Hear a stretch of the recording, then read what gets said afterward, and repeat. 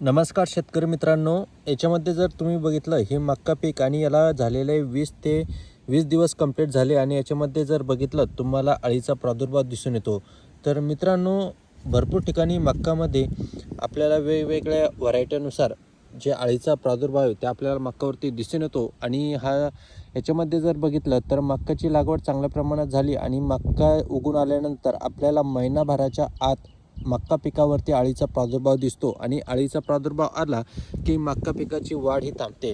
तर अशा प्रकारे ही जी मक्काची पानं कतरल्यावानी तुम्हाला दिसते जाळी टाईपमध्ये, तर याच्यावरती अळीचा प्रादुर्भाव आला तर अळीचं कीटकनाशक फवारणी करताना चांगल्या कंपनीचं फवारणी करू शकता। किंवा जर तुमच्या मक्का पिकावरती अळीचा प्रादुर्भाव कमी असला तर तुम्ही कमी याच्यामध्ये पॉवरफुलचा डोस मक्का पिकाला देऊ शकता। तर सुरुवातीला तुम्ही इमेमॅक्टिन बेंझॉल 5% याचा 15 लिटर पंपासाठी 15 ग्रॅम याचा तुम्ही डोस देऊ शकता। तर मित्रांनो, याच्यानंतर दुसरं जर बघितलं तर सिजंटा कंपनीचं कराटे, तर कराटेचा पण तुम्ही 20 लिटर किंवा 20 लिटर पंपासाठी 30 ml चा डोस देऊ शकता आणि कमी खर्चामध्ये पहिली फवारणी अळीवरती तुमची मक्का पिकावरती होऊन जाते। तर मित्रांनो, जर पॉवरफुल डोस द्यायचा असला तर कमेंटमध्ये नक्की सांगा, मी त्याचं जे व्हिडिओ आहे ते आपण आपल्या चॅनलवरती आणणार आहे।